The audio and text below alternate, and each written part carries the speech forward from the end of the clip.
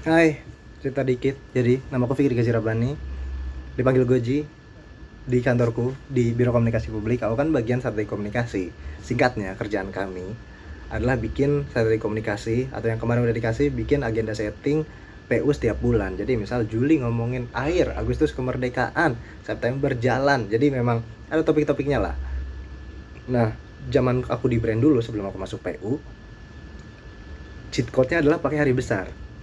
Misal di April ada Hari Kartini kan, dari tanggal 1 atau awal April udah dibangun tuh bahas tokoh wanita siapa, berjasa di bidang apa, tipis-tipis 21 datang gongnya udah door gitu, udah momentumnya udah kebangun, pemberitaannya bisa lebih masif, jadi orang-orang juga udah bisa nerima pesannya lebih mantap, lebih mendalam. Nah, aku tanyalah pada senior, karena kan kalau PU pengennya pakai yang ke-PU-an juga, misalnya peresmian jembatan, pembangunan jalan, peletakan batu pertama gitu kan, itu kan lebih bagus lah gitu buat kementerian daripada pakai hari besar kayak di brand ya, namanya brand kecil gitu. Di brand kan lebih bagus ya kalau kementerian memang yang sesuai sama kementeriannya kan. Yang tadi aku tanya pada senior, ada nggak kalendernya, jadi misal UNOR apa bulan ini punya peresmian apa, UNOR apa bulan ini punya apa, jadi itu bisa dibantu di akun pusat, maksudnya di akun PU-nya langsung gitu,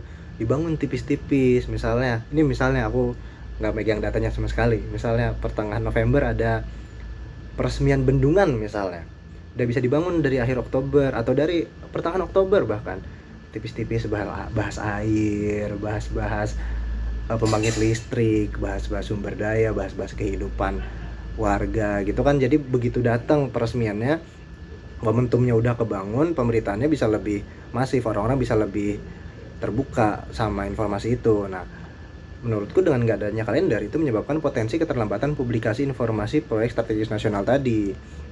Karena momentum pemberitaannya bisa hilang. Terutama kalau ternyata informasinya mepet kan nggak bisa ngebangunnya, susah. Makanya harapanku solusinya tuh bisa adanya kalender yang bisa diakses bersama, kalender seluruh unit organisasi. Jadi biar bisa lah bukan dibantu apa ya bahasanya. Kita kan di sini kerja bareng bukan untuk UNOR masing-masing, bukan buat diri masing-masing, apalagi kita kan di sini bekerja, kita semua bekerja buat PU, buat kemajuan PU dan terutama pemerintah Indonesia dan untuk kepentingan dan kebaikan rakyat. Makanya menurutku ini kalau ada, semoga lah bisa membantu pekerjaan dan membantu mencitrakan PU ke rakyat lebih baik.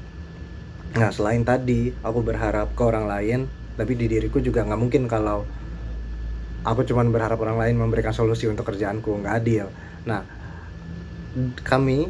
aku terutama juga berprinsip, bertekad untuk selain tadi juga kami membuat agendanya tuh lebih fleksibel. Jadi kalaupun ternyata masih ada info-info yang mendadak, kami udah bangun momentum di setiap informasi. Jadi momentum apapun kalau tiba-tiba ada gongnya gitu bisa.